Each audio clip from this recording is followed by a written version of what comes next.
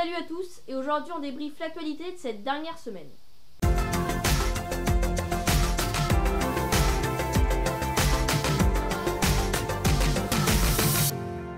Vendredi 1er décembre, le tirage au sort pour composer les poules de la prochaine Coupe du Monde de football, ayant lieu en juin prochain en Russie, a été effectué.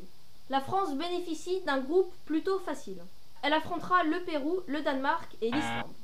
L'enquête menée par les services de renseignement américains dans l'implication de la Russie dans l'élection présidentielle de 2016 avance. Un ancien conseiller de Trump à la sécurité nationale a reconnu au FBI avoir menti sur des échanges téléphoniques qu'il aurait eus avec l'ambassadeur russe pour les États-Unis de l'époque. Samedi 2 décembre, le Sénat américain a adopté la grande réforme fiscale de Donald Trump, ce qui signifie une grande victoire pour le président américain. Cette réforme prévoit une baisse d'impôts pour les ménages et les entreprises. Dimanche 3 décembre, une élection pour élire les conseillers de l'Assemblée générale de Corse s'est tenue sur l'île de Beauté. Les nationalistes, derrière Gilles Simeone, sont arrivés en tête avec une large avance, 45,36% des voix. Suivent la droite régionaliste, les Républicains et la République en marche. L'abstention est très élevée. Le groupe arrivé en tête est une alliance entre les nationalistes exigeant l'autonomie de l'île et les indépendantistes de Jean-Guy Talamone. Gilles Simeone a déclaré que la Corse avait envoyé un signal très fort à Paris. Lundi 4 décembre, l'ancien président du Yémen, Ali Abdallah Saleh, a été tué par ses anciens alliés, les rebelles houthistes. Ce dernier avait appelé 2 jours auparavant l'Arabie Saoudite à tourner la page sur les tensions entre les rebelles et les Saoudiens. Cette annonce avait été considérée comme une grande trahison par les rebelles houthistes. La capitale du Yémen, Sanaa, est contrôlée depuis 2 ans par ces deux camps, les rebelles s'opposant à une coalition militaire conduite par l'Arabie, cette dernière voulant remettre au pouvoir Abdrabbo Mansour Hadi, exilé dans le pays voisin. Ce dernier a annoncé le lendemain le lancement d'une grande opération militaire visant à reprendre le contrôle de Sanaa. Theresa May, première ministre et chef d'État du Royaume-Uni, et Jean-Claude Juncker, président de la Commission européenne, se sont réunis pour négocier la sortie du Royaume-Uni de l'Union européenne, ce qu'on appelle le Brexit. Mais aucun accord n'a été trouvé. La principale raison, le Parti démocrate unioniste de l'Irlande du Nord, allié à Theresa May pour lui donner une majorité à la Chambre des représentants, refuse la sortie du Royaume-Uni de l'Union douanière, ce qui entraînerait un rétablissement des frontières entre l'Irlande du Sud et du Nord.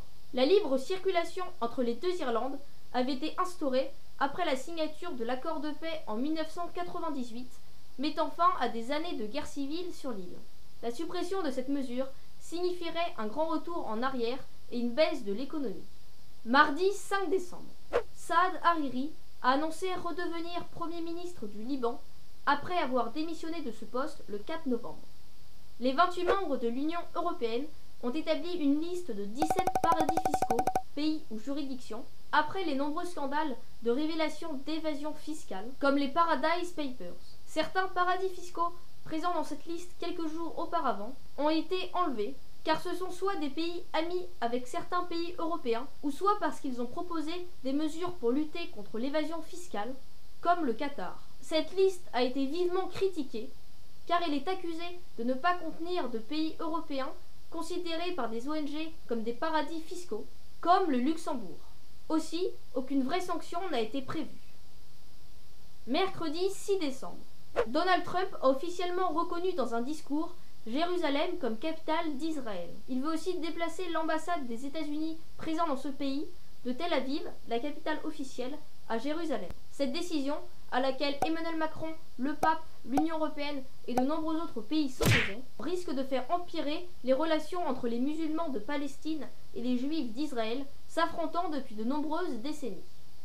Johnny Hallyday est mort dans la nuit de mardi à mercredi, à 74 ans, à la suite d'un cancer. Icône du rock français, il s'est fait connaître dans les années 60 avec des chansons comme L'Envie ou Allumer le feu. Macron s'est rendu en Algérie et a exprimé sa volonté de tourner la page sur la colonisation française dans le pays au XXe siècle. Jeudi 7 décembre, Cristiano Ronaldo a remporté son 5e Ballon d'Or, le trophée récompensant le meilleur joueur de foot de l'année, face à Lionel Messi. Merci à tous d'avoir regardé et à la semaine prochaine.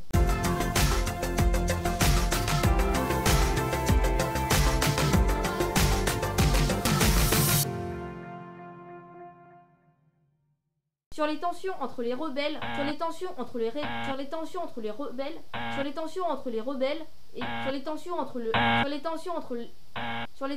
les rebelles et les Saoudiens.